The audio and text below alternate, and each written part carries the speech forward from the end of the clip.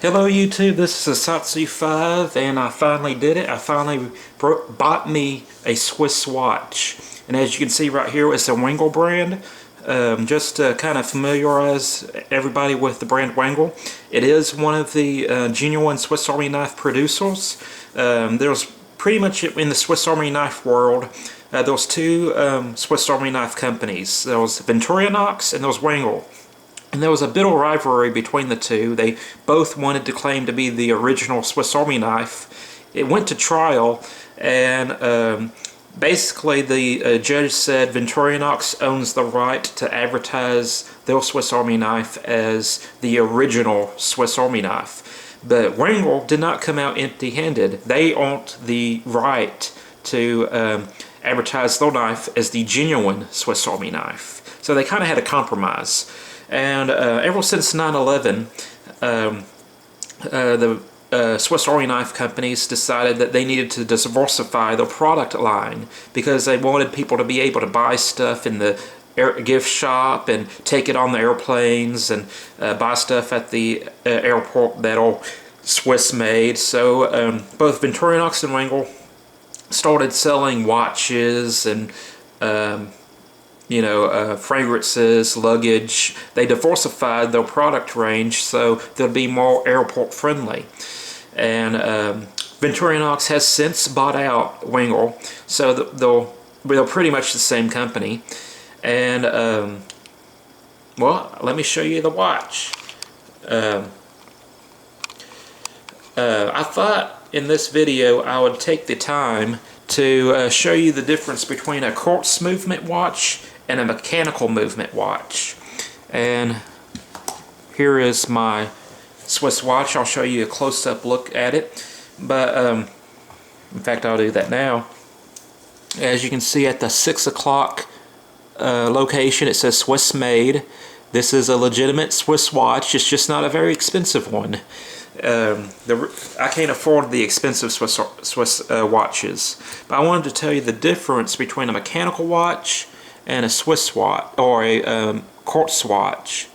And as you can see, the one on the right, the quartz watch, has a very jumpy tick to it.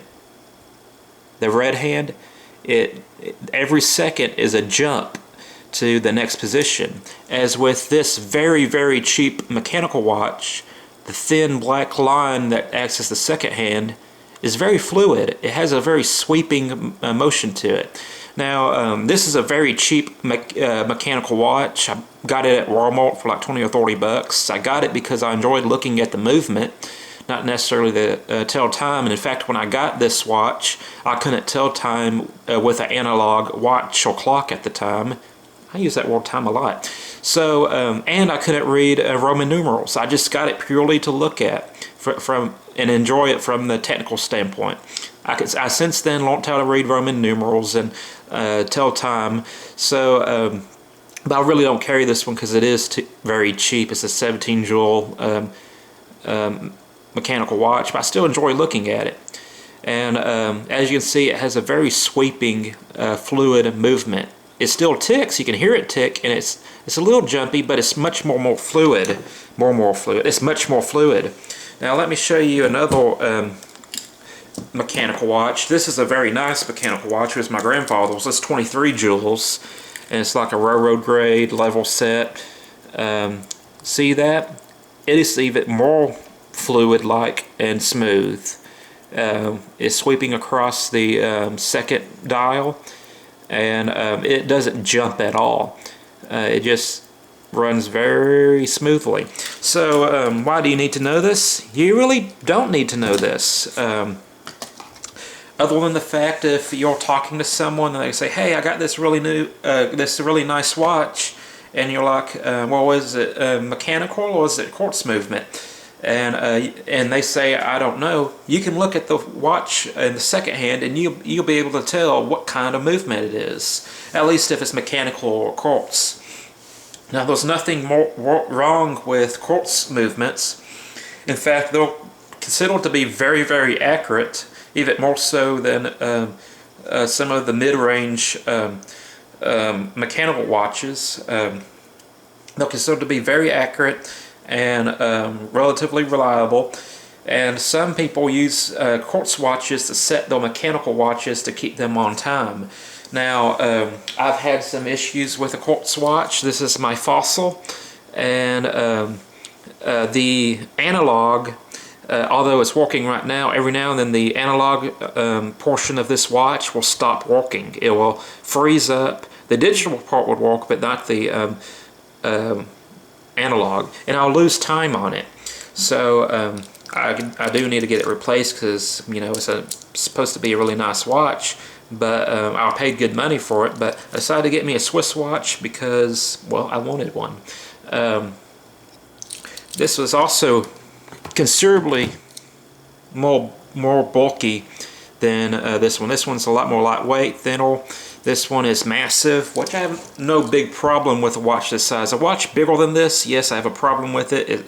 It's too big, but this is about the maximum that I'll go. Now, let me tell you a little bit about this watch. Now,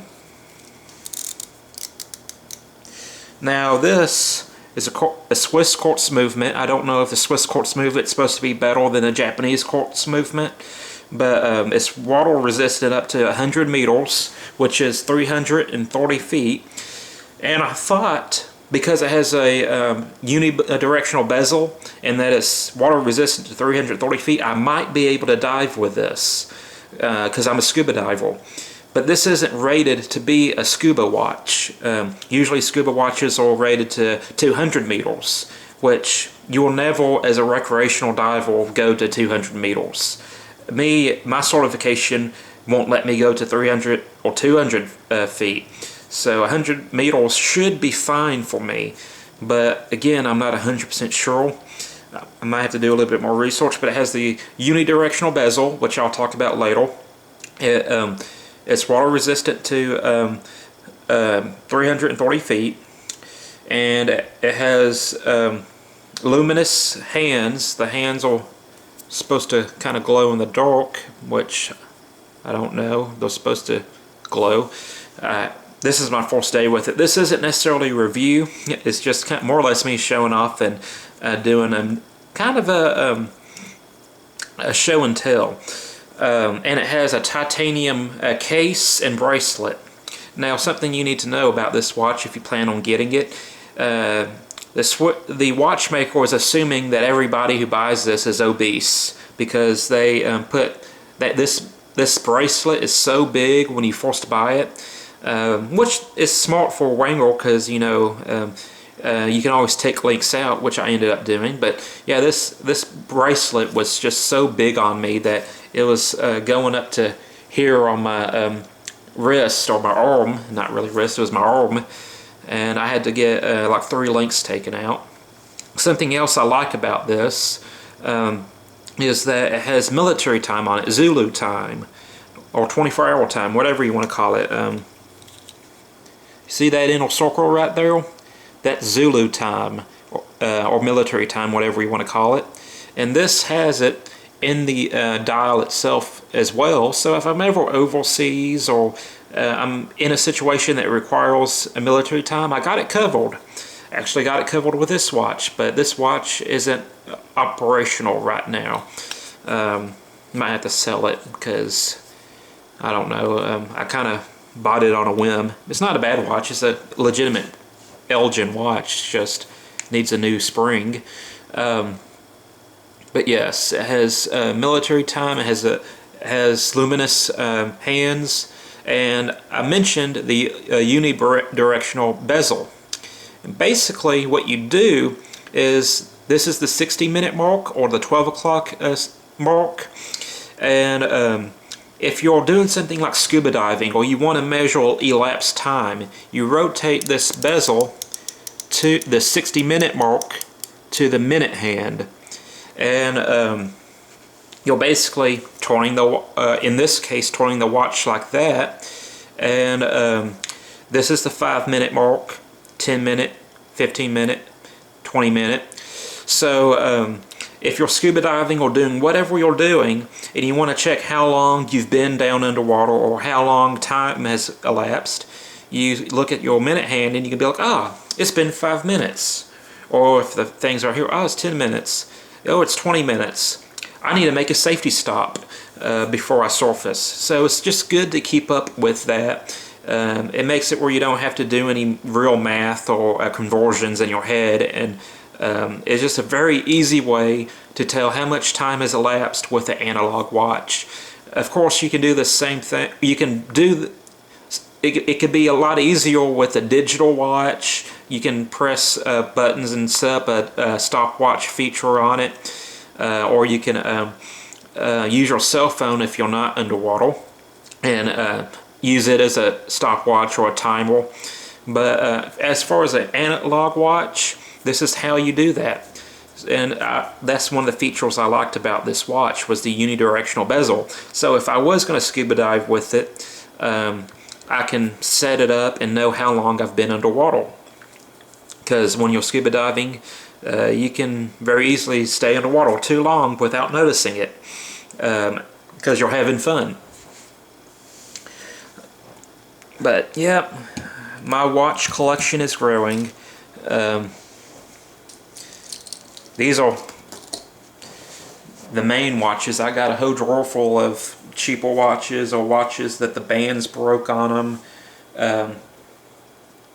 But I wanted to talk to you about the mechanical versus quartz movement. I wanted to show off my new Swiss watch. It's kind of ironic, really, that Switzerland is putting out quartz movement watches, because basically when you buy a Swiss watch that's mechanical, you're paying for all of the fit and finish work. This is a completely functional mechanical watch. What makes it different from a Swiss watch is the fit and finish. They polish each gear and component, like with a whale. It's like a whale tooth or bristle from a whale.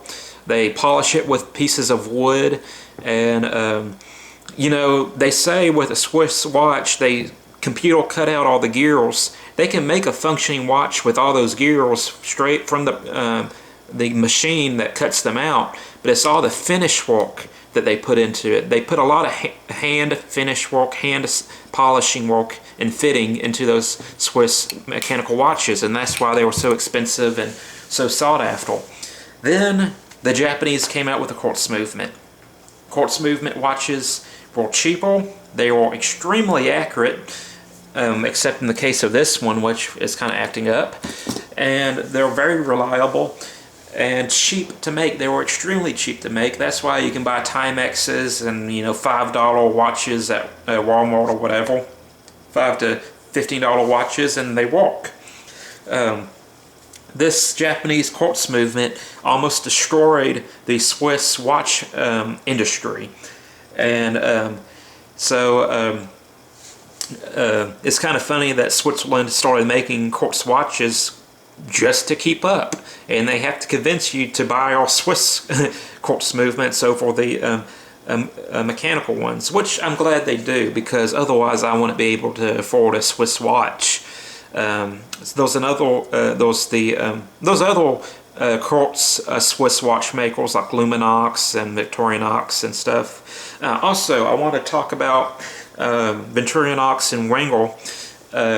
As you know, they make Swiss Army knives, and right after post 9/11, the Swiss Army knife companies, Wenger and Victorinox, had to change and diversify their product line for, you know, practical reasons. You can no longer buy a Swiss Army knife and carry it on your carry-on on an airplane. You couldn't buy Swiss Army knives in the airport as a souvenir. Wenger and Victorinox wanted to come out with products that people can buy as souvenirs from Switzerland and take them on the airplane and not get in trouble. So that's why Wenger and Victorinox were diversifying. That's why they started making fragrances and watches and luggage, laptop bags, backpacks and stuff. So camping gear. So that's the reason why Victorinox and Wenger started making non-cutlery things. that's it. I hope you enjoyed this video. I know I'm going to enjoy this watch. And y'all have a nice day. I'm a Saucy 5, and I'm out.